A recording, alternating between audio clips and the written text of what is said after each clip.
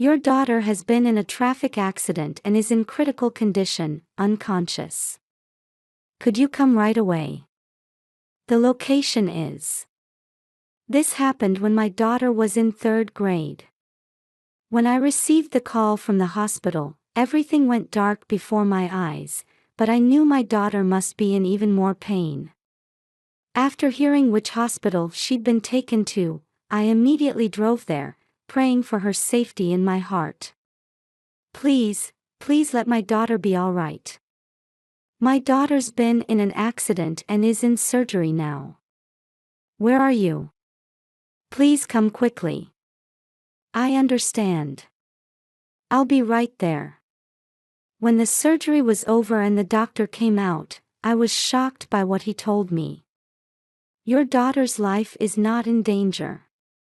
However, due to spinal cord damage, paralysis of her lower body will be unavoidable. I'm very sorry we couldn't do more. Paralyzed from the waist down. No, this can't be true. The worst days of both my daughter's life and mine were about to begin, but this was just the prologue. Your daughter is pregnant. She appears to be about 4 months along. Considering her physical condition, termination would be advisable sooner rather than later, but please discuss this carefully together. For years after the accident, another tragedy struck us. While my daughter was terrified and in the depths of despair, my husband, inexplicably smirking, said something unthinkable. My name is Vivian, and I'm 40 years old. My husband and I were like any loving newlywed couple when we first married, but now we barely speak to each other. He asked me out when I was a sophomore in high school, and although I initially planned to end it quickly. This was because I had trauma from a previous relationship with a male classmate. That classmate had also confessed to me, which led to our relationship, but he turned out to be a terrible person, and I was foolish not to notice.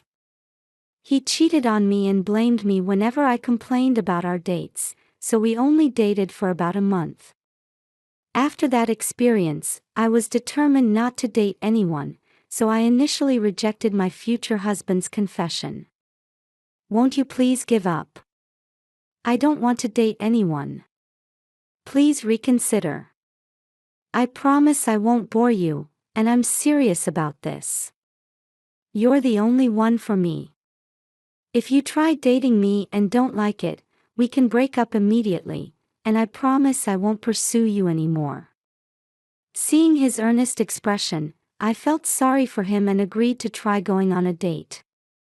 True to his word, he was attentive during our date, and although he was clearly nervous since it was his first date too, that only showed his sincerity, which made me laugh.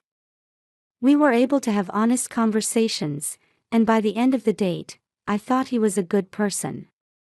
However, that alone wasn't enough for me to trust my future husband completely. The shock from my previous relationship was too great, and I couldn't simply be happy about it.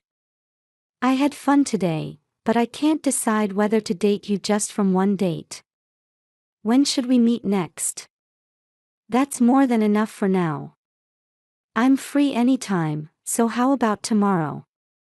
I feel like I got to know you a little better today, so let's enjoy our next date too.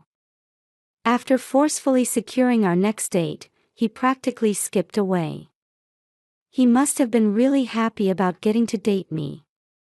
Though I smiled wryly, I wasn't entirely opposed to it either, thinking I'd finally met someone good. After several more dates, he confessed to me again. Please go out with me officially. I'm absolutely certain that I'm the only one who can make you happy, which is why I'm asking you now, with complete conviction. Alright, I give up. You win. If he loved me this much and showed such perseverance despite being rejected multiple times, I figured he wouldn't betray me, and more than anything, I was touched by his promise to make me happy.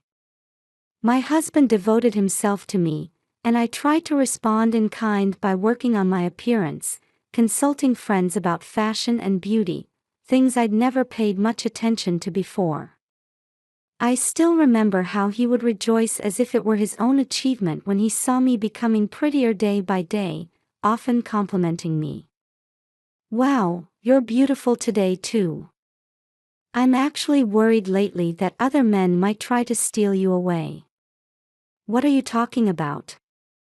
You're the only one I love. Besides, you better not be looking at other girls either, right?" When I saw him blush at my flirtation and then declare that I was the only one he could see, I couldn't help but smile. By college, while we weren't exactly what you'd call a stunning couple, we were attractive enough to turn maybe one head out of 100. Of course, this meant we received some envious glances, and my friends would tease us about the looks we got during lectures. After 6 years of dating, he proposed when we graduated from college, and I accepted.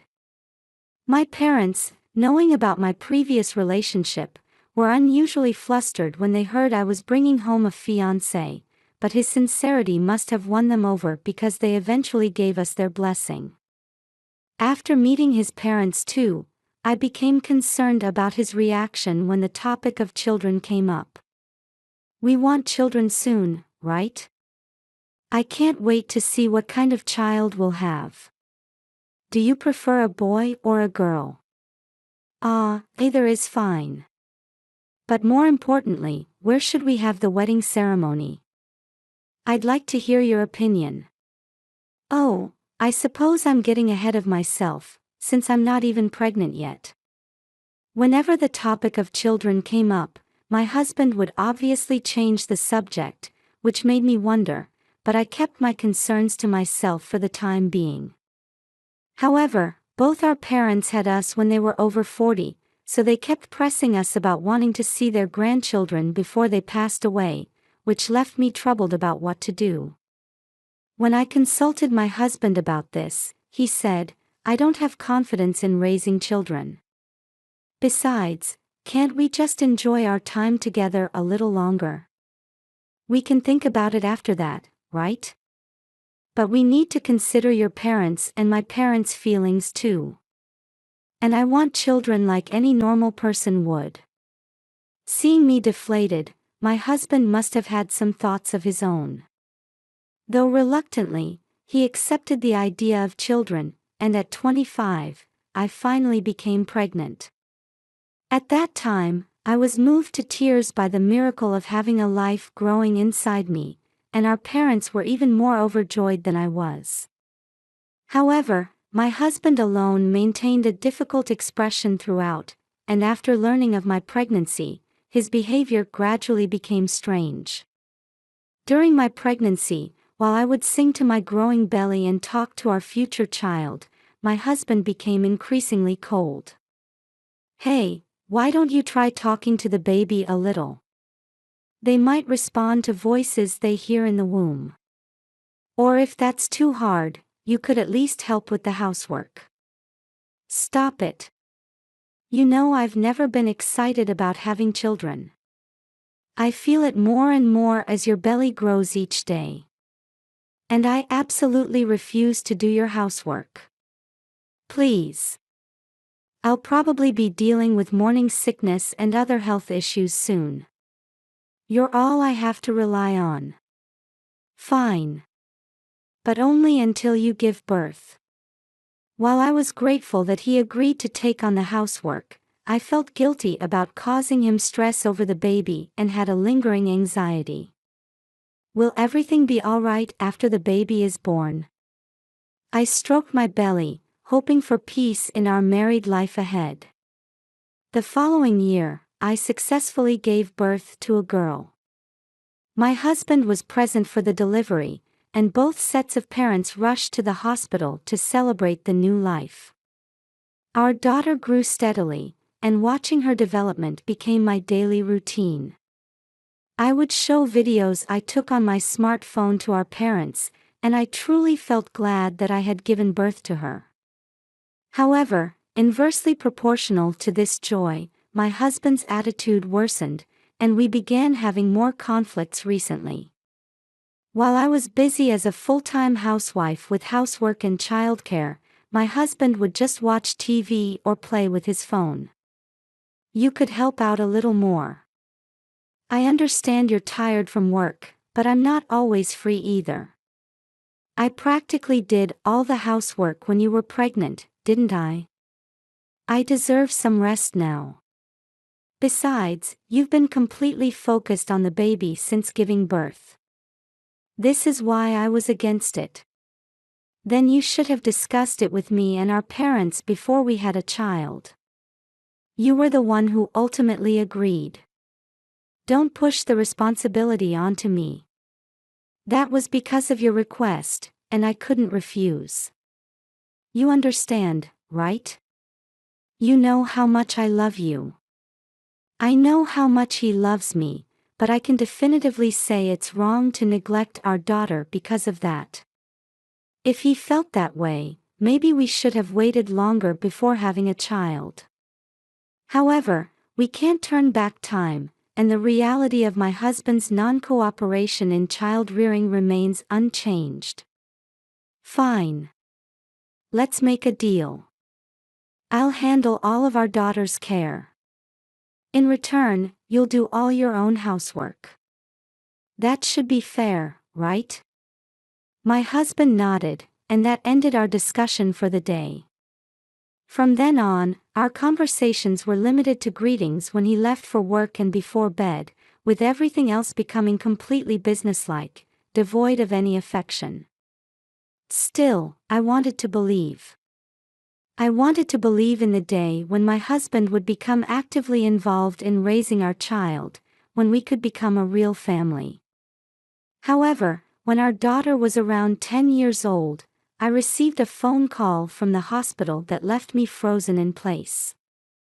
Your daughter has been in a traffic accident and is in critical condition. Could you please come right away? After hearing which hospital she'd been taken to, I immediately drove there, praying in my heart for my daughter's safety. Please, please let my daughter be all right. When I arrived at the hospital, I met the parents of my daughter's classmate, who immediately thanked and apologized to me. We heard about what happened. Your daughter protected our son when a car went out of control and nearly hit him while they were walking home from school. I see. Is your son all right? Thankfully, he only had minor injuries, and the other children were safe too. But I didn't need to hear more. I knew my daughter was behind those doors with the surgery light on. While I wondered why this had to happen to my daughter, I also felt proud learning that she had protected the boy.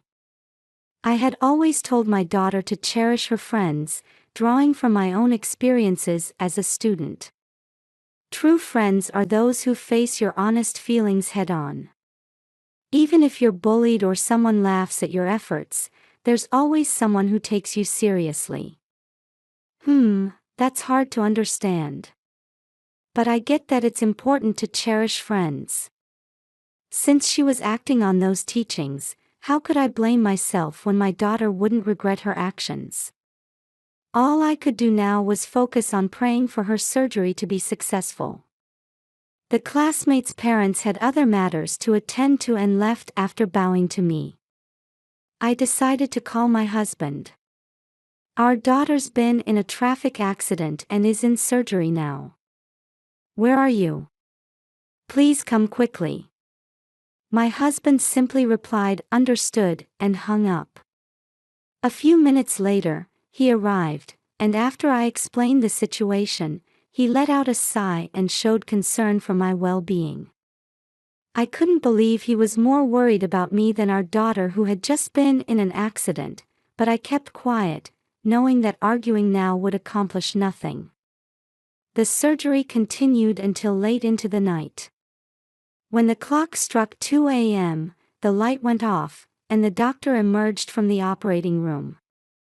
I immediately asked about my daughter's condition, but the response was devastating. Your daughter's life is not in danger.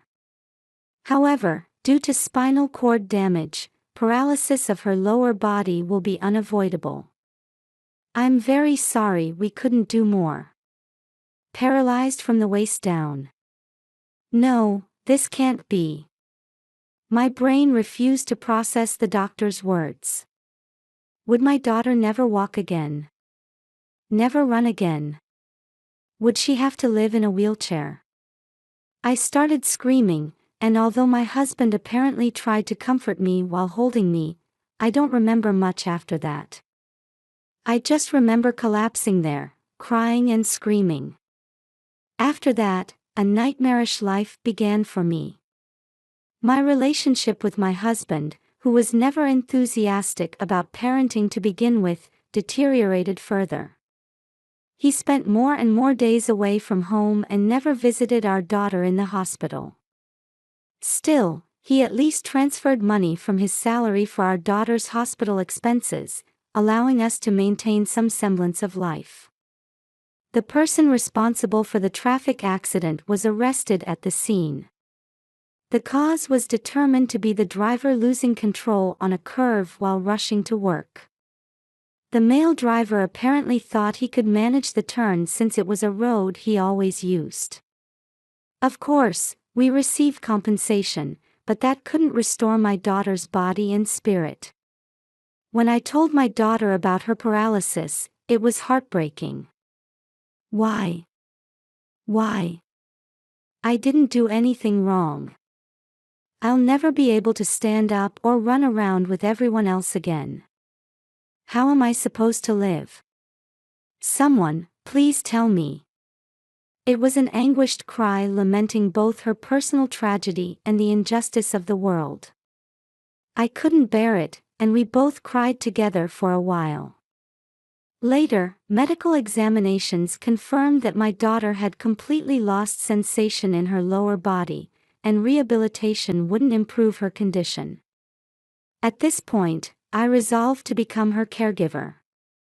I started learning about caregiving by researching online and getting guidance from nurses, but it turned out to be more physically demanding than I'd expected. My daughter couldn't use the bathroom or take baths by herself, so I had to be with her constantly. I considered hiring a home care worker after her discharge, but my daughter adamantly refused. Since she was still adjusting to her accident and feeling vulnerable, I thought it would be better if I stayed by her side. I dedicated almost all of my daily life to caring for her. After about a year, I became more skilled at caregiving, but my relationship with my husband had completely frozen over. My husband had transformed into a wretch who would yell at me every time we met, and I began considering divorce. Yet I couldn't take that step because of lingering affection for him and the fact that he was our only source of income. 3 more years passed, and our marriage had reached its worst point, with us meeting only once every few months. Just as we were starting to consider my daughter's discharge from the hospital, something happened. While I was providing routine care for my daughter, she started experiencing nausea, drowsiness, and fatigue, so we decided to run some tests as a precaution. Your daughter is pregnant. She appears to be about 4 months along. Considering her physical condition, termination would be advisable sooner rather than later, but please discuss this carefully together. Pregnant? What do you mean? She can't even move by herself. What is this? Someone must have attacked my daughter.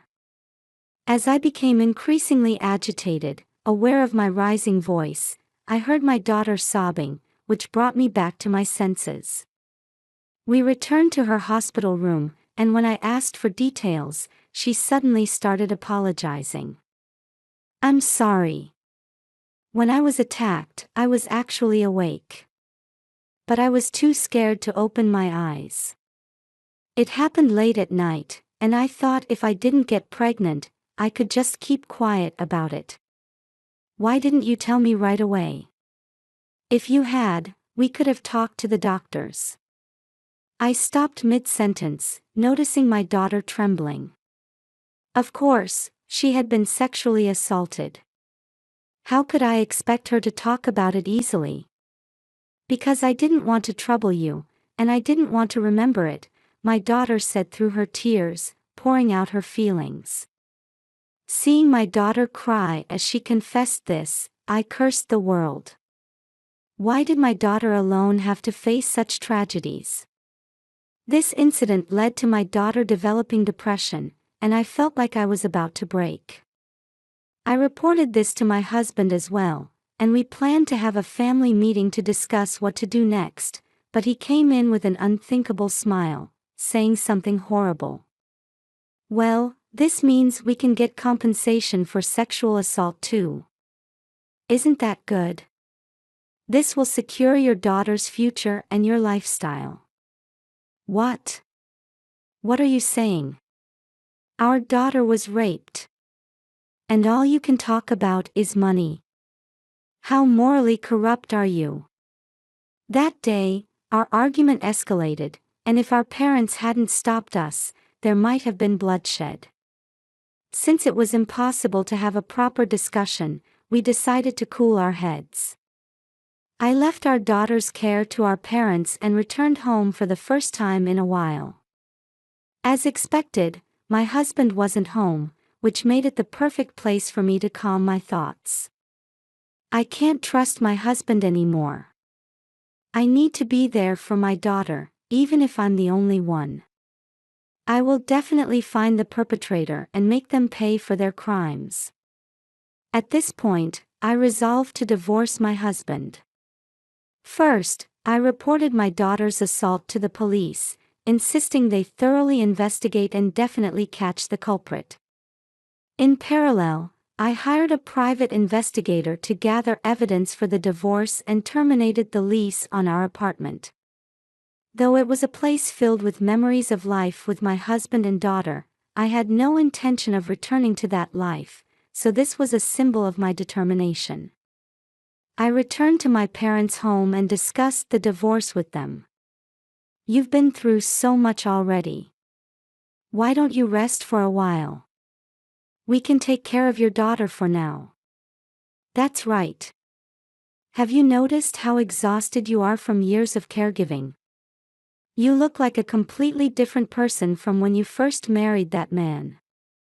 When my parents said this, I looked at my reflection in the bathroom mirror. Before marrying my husband, I used to take great care with my fashion and makeup, wanting him to compliment me.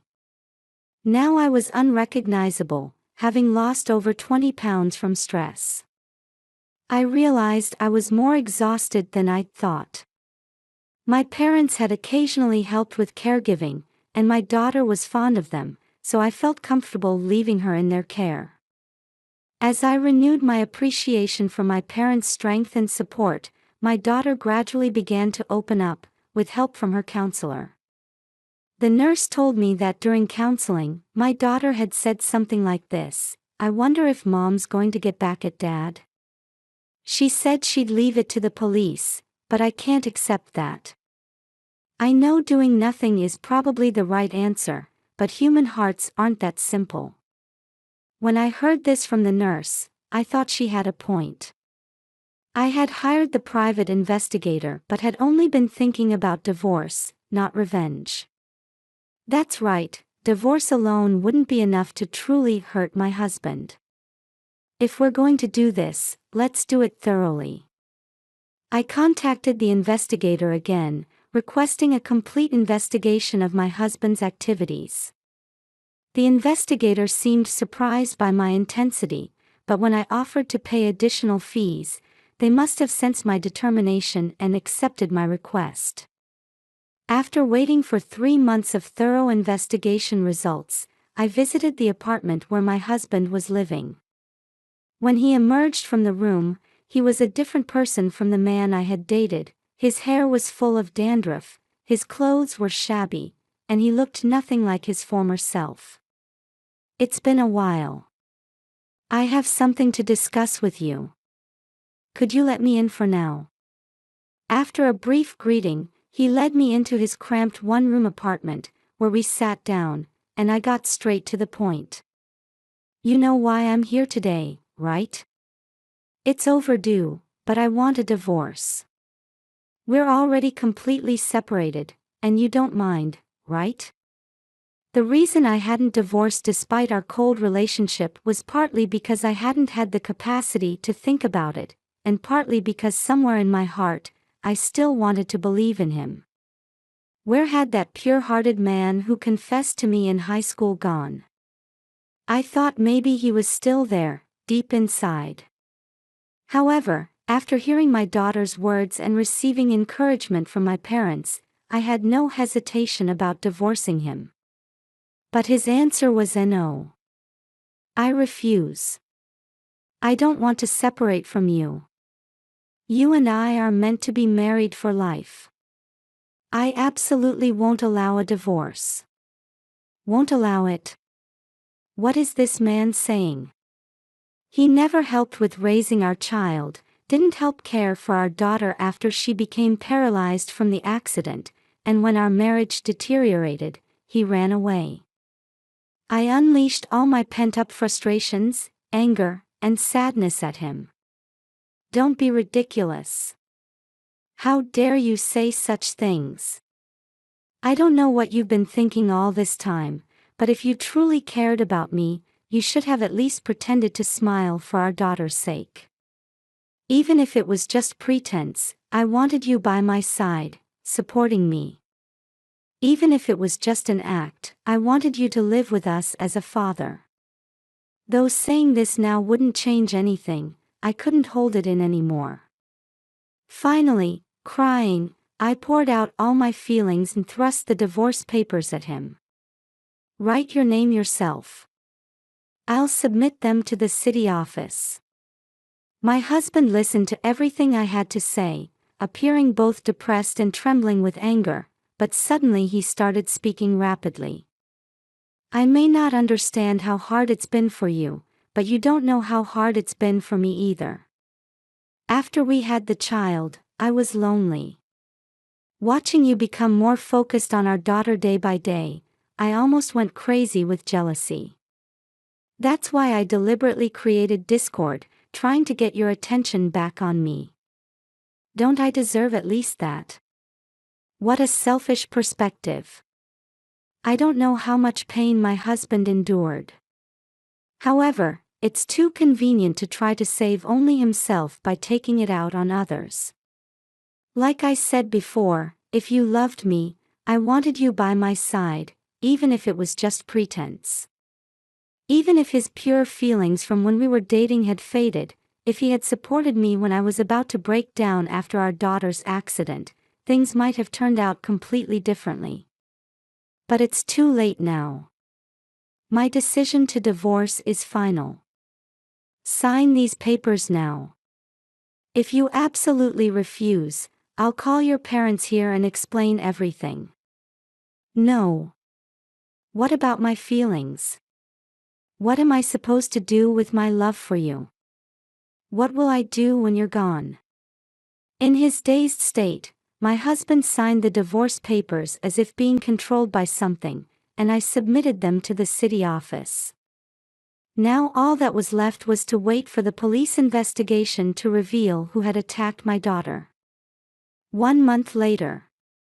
When I heard the results of the police investigation, I was frozen in place, just as I had been when I first learned of my daughter's traffic accident. The person who attacked your daughter was your husband's friend. Moreover, our investigation revealed that your husband was involved, and it seems they had been engaging in some very dangerous activities. I see. What happened to my husband? Both men have been arrested. They are currently being interrogated. We will contact you as soon as we have more details. Thank you very much. After hanging up the phone, I found myself laughing involuntarily at the surreal situation. It was a laugh born of anger and sadness. I could never forgive my husband, of course, but his friend was equally unforgivable. I wanted to go confront them immediately, shower them with verbal abuse, and make them regret being born, but I held back for my daughter's sake. My daughter hadn't lost her life. Rather than pursuing revenge, I thought it would be better for my mental health to focus solely on my daughter and find hope in the possibility of starting over together. When I reported to my daughter that everything had been settled, she said, "So this chapter is finally over. I need to do my best from now on too. I hope Dad, no, ex-Dad, gets what he deserves." Seeing my daughter smile, I started crying, which made her laugh, and we ended up laughing together for a while. I later learned that after I gave birth, my husband had started frequenting nightlife districts to ease his loneliness, and that's where he met this friend through social media. This friend turned out to be an extremely dangerous person, and my husband, who was scattered in various places, had borrowed money from loan sharks because he was struggling financially. However, having no means to repay, my husband was naturally pursued by debt collectors, and while moving from place to place, he was coerced by this friend into committing terrible acts against women. Though he apparently drew the line at directly assaulting our daughter, that makes no difference to me or my daughter, he's equally guilty. My husband and his friend were arrested, and I filed for damages. Furthermore, other women who had been victims came forward and pressed charges for sexual assault, and they were both found guilty. My husband was ordered to pay substantial compensation, and my former in-laws were devastated. Even if my husband is released, he'll spend his days being chased by debt collectors, and with his parents disowning him, he'll have nowhere to go. When I reported this to my parents, they were even more overjoyed than I was, crying with relief. "You've done so well. Let's continue supporting each other as a family. I'm finally getting used to taking care of my granddaughter." Yes, and lately I've had excess energy from being more active. I'm thinking of starting a vegetable garden. Dad, Mom, thank you. I think our daughter would enjoy eating vegetables from the home garden. It would be nice if we could live peacefully after she's discharged. We all looked forward to our future together. Although finding a second marriage in my 40s might be hopeless, I feel that as long as I have my daughter, that's not a problem for me. Perhaps because everything with my husband and daughter had been resolved, my daughter, with help from the hospital counselor, had almost completely recovered from her depression. When she said she wanted to give birth to the child she was carrying, we were all shocked, including my parents. Watching you, I realized I want to be a mother like you. But raising a child is hard, isn't it? I know I'll need help. Would that be okay? Of course. There's no reason to refuse. Right, Mom and Dad? Well, that would make us great-grandparents. It feels like just yesterday we were excited about having a grandchild. But I have no objections either. Yes, I agree too. We'll all help out. At least until you find someone special. My parents are both over 80 now, and although they're still energetic, their health could decline at any time. I also need to find a job now that I'm divorced from my husband. While we can manage for a while with the divorce settlement and compensation, we'll definitely need money for my daughter's child and the future. However, I want to respect my daughter's wishes. Leave it to us. Don't worry about money. You just focus on getting discharged. We have one more thing to look forward to now. And you need to start thinking like a mother too. My daughter gave a wry smile as she looked forward to her discharge next month.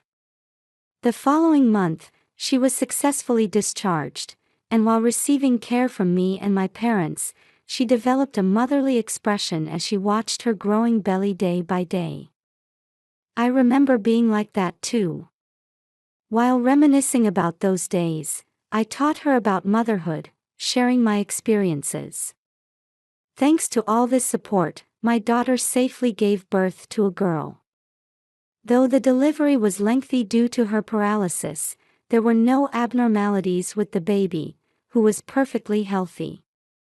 This seemed to become my daughter's motivation to live. After being discharged with her child, she began studying earnestly, and 2 years later, she started attending a correspondence high school. While surprised by the change in her outlook, I look forward to continuing to watch my daughter's growth from close by.